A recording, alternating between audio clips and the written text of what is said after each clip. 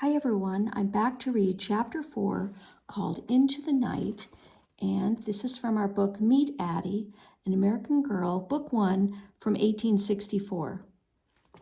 Chapter 4 is called Into the Night. The next night, after it was fully dark, with not a streak of orange or red in the sky, Auntie Lula and Uncle Solomon came to Addy's cabin. Addy and her mother were in their disguises, with their kerchiefs packed. The well-worn clothes were baggy on them. Esther was sleeping on Addy's pallet. Uncle Solomon had 2 hats with him. One was a straw hat that he gave Addy's mother, and the other a felt hat he placed on Addy's head. "Now there's magic in your hat," Uncle Solomon said to Addy, trying to cheer her up. Addy did not feel like smiling. "Don't you believe that hat's got magic?" Uncle Solomon asked. He snapped his fingers near her left ear. "Why, look what's coming out of your ear. You must have forgot to wash behind it. Look at this half-dime I found here," and he handed the coin to Addy. Addy reached behind her ear. "How'd you do that?" she asked. "Shh," Uncle Solomon said. "It's magic. You hold on to that half-dime. You're going to need it where you're going. Freedom costs, you hear me? Freedom's got a cost. Come on, Solomon. They ain't got all night," Auntie Lula said. "Look here, I got some food and things for you," she said, handing Addy's mother a small sack. Addy's mother put the sack into her kerchief, and then she bent down to pick up Esther. Esther woke and began to fuss. Addy watched Mama as she hugged the baby hard and kissed her over and over. She searched Mama's face for tears, but there weren't any, not on the outside at least. Addy kissed Esther too and stroked her head. "Don't worry, Esther, we coming back for you," she whispered softly as she handed her rag doll to the baby. "You hold on to Janie until I see you again," Addy said. Then her mother gave Esther to Auntie Lula. "We're going to take good care of Esther. Don't worry," Auntie Lula said, looking into the baby's eyes as she held her. "She's going to be right here when you come back for her." Uncle Solomon gave Addy and Mama some final advice. "Go as fast as you can at night and hide during the day. Every time you see water, go through it. A creek, a river, I don't care if it ain't nothing but a puddle. Go through it. That way, you won't hardly leave a scent for the dogs to pick up on. And watch out for them Confederate soldiers. They dressed up in gray uniforms. They can be mean as snakes, and if they catch you, they're going to bring you back to slavery." "God be with you," Auntie Lula said, as Addy and her mother turned to leave the little cabin. Esther began to cry as they slipped out into the damp, warm night and ran into the woods. Addy looked back to catch a final glimpse of her baby sister, but tears blurred her sight.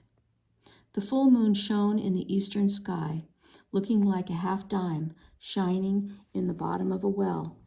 At first the moonlight shone through the tall pines, filling the forest with a silver light. Addy and her mother ran from shadow to shadow like a deer with her fawn. But as they moved deeper into the woods, only a small glimmer of moonlight made its way through the thick branches of the trees. They were dark, eerie shadows everywhere, and it was hard to see. Mama took Addy's hand as they hurried along, stumbling over vines and stumps hidden by the darkness.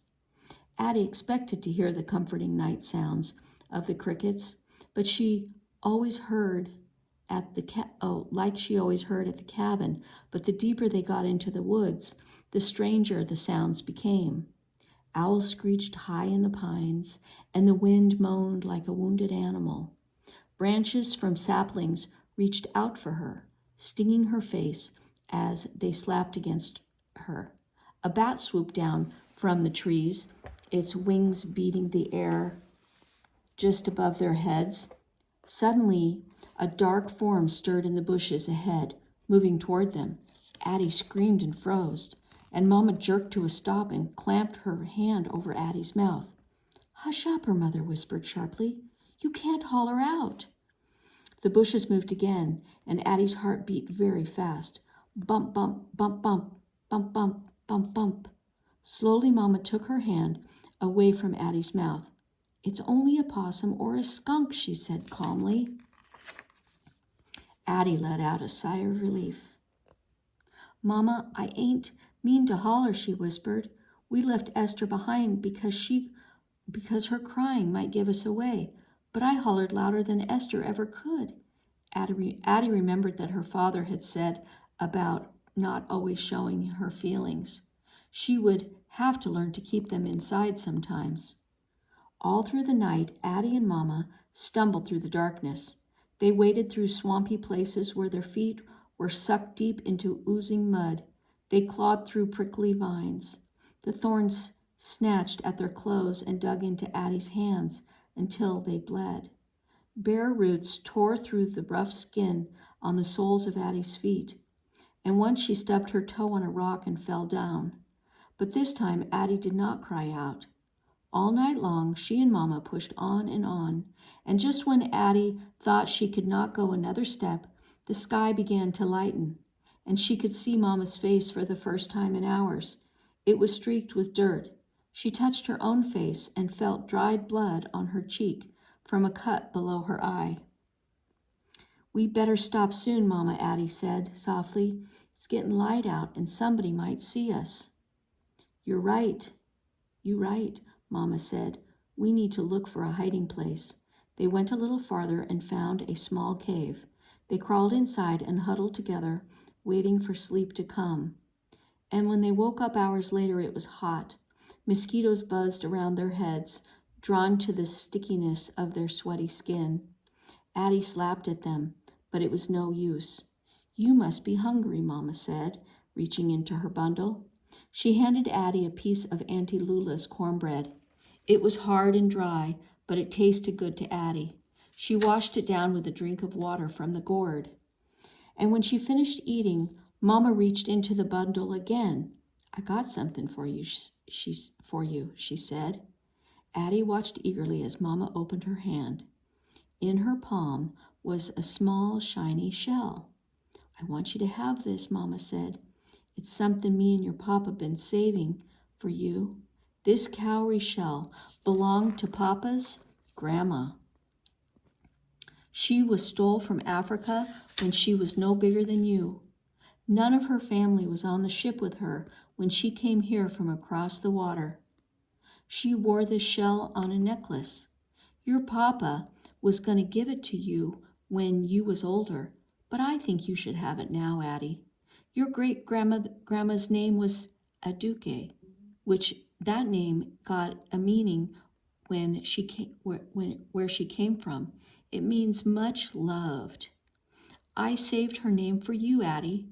Addy was silent for a moment, and then she looked into her mother's gentle brown eyes. Mama, can I hold the shell tonight? Sure you can. I got something special to put it on, her mother said, pulling a leather string out of her bundle. Mama, that's one of Sam's shoelaces, Addy said. I wanted you to have something of his too, her mother said, and she pulled the cord through a small hole in one end of the shell, knotted it, and then put it around Addy's neck. Remember what I told you about the love you need to carry in your heart. It ain't nothing that you can touch like the shell, but when you find yourself feeling sad or scared, you dip into that love, Addy. It's a well with no bottom, and it can give you strength and courage. Addy rubbed the shell between her fingers. Its rounded top was smooth as soap.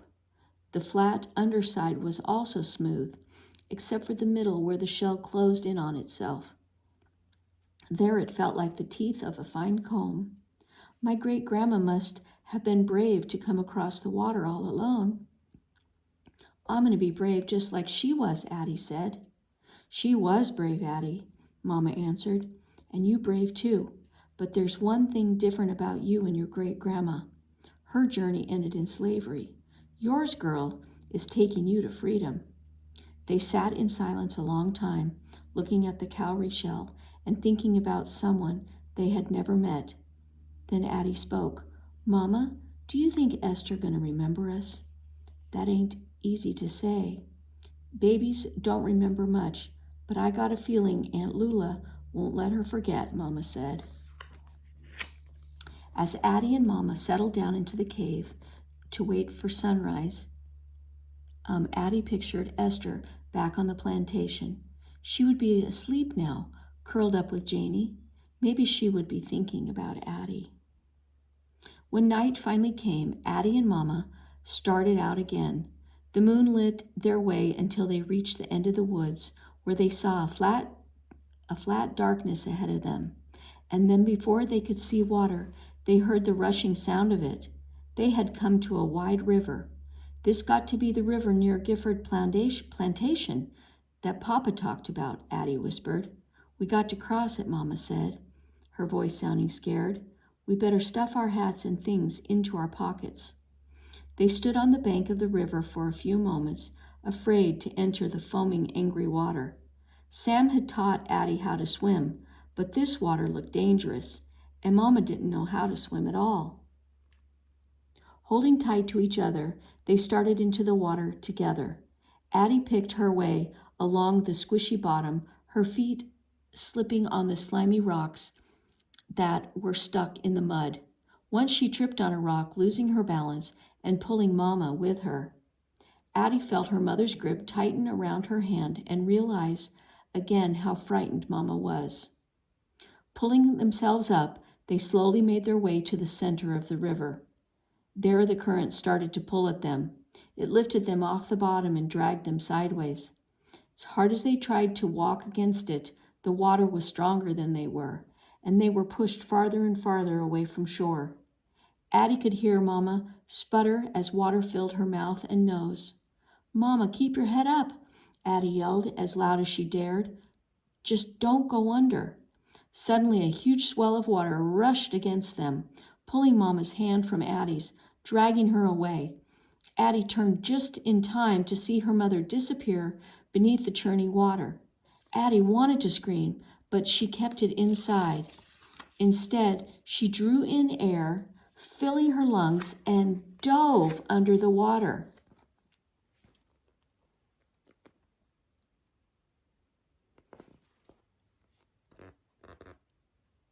She struggled against the current, trying to stay close to the place where Mama had disappeared. She couldn't see a thing in the water, dark water. She felt around for Mama, but she found nothing. Addy's lungs began to burn. She was running out of air. Popping up above the water, she looked around frantically. Mama, she called, gulping for air. Mama, where you at? Afraid no answer would come, she dove down again. This time she let the current push her while she dragged her arms through the water, searching for her mother. Suddenly, Addy was stopped by a fallen tree under the water. She groped among the branches, but the sharp ends jabbed and poked her. She kicked furiously to get away when suddenly her foot hit something soft. It was Mama, trapped in the branches. Addy braced herself against a large limb, grabbed Mama, and then pushed off against the tree with all her strength to bring both of them to the surface. Gasping for air, the two struggled to the far shore. Clutching each other, they finally reached the shallows where the water calmed. Exhausted and breathless, they fell on the riverbank. And when Addy could finally talk, she whispered, Mama, is you all right? You saved me, Addy, Mama said weakly. You a brave girl. Addy was shivering as she and her mother got up and slowly made their way into the woods. Their wet feet stuck to them. Mama had lost her kerchief and her hat was ripped. Addy pulled her own hat from her pocket. Other than being wet, it looked fine. She pulled it down tight on her head and thought, maybe it was a lucky hat. She reached to see if the cowrie shell was still around her neck. It was there, and something else was too. It felt like a wet leaf, and when she peeled it off, Addy realized it was a leech. She shuddered and quickly flicked it away. Addy and her mother traveled for hours before Mama spotted the railroad tracks. Addy had never seen tracks before. They were shining silver, and they pointed the way north to freedom. "These got to be the tracks your father talked about," Mama whispered. "We got to be extra careful out here. There ain't hardly a place to hide." They had seen no one since they started their escape, but tracks meant a train could come at any time, and travelers might spot them. They could trust no one. Addy and her mother followed the path of the tracks in the moonlight. When the noises of the night were gone and the birds' songs began to fill the air, they found a thick clump of pine trees near a curve in the tracks. Gathering dead leaves and brush, they made a shelter and crawled inside. Addy could hardly keep her eyes open. She was too tired to slap at the ants or crawl on her legs or swat at the flies buzzing over her head. She curled up and rested her head on her mother's chest. "I'm real proud of you," Mama whispered as she gently stroked Addy's hair away from her face. Addy smiled. She could feel her mother's heartbeat beating. It was a soothing sound. All right, and that was the end of chapter 4, and next time we'll read chapter 5.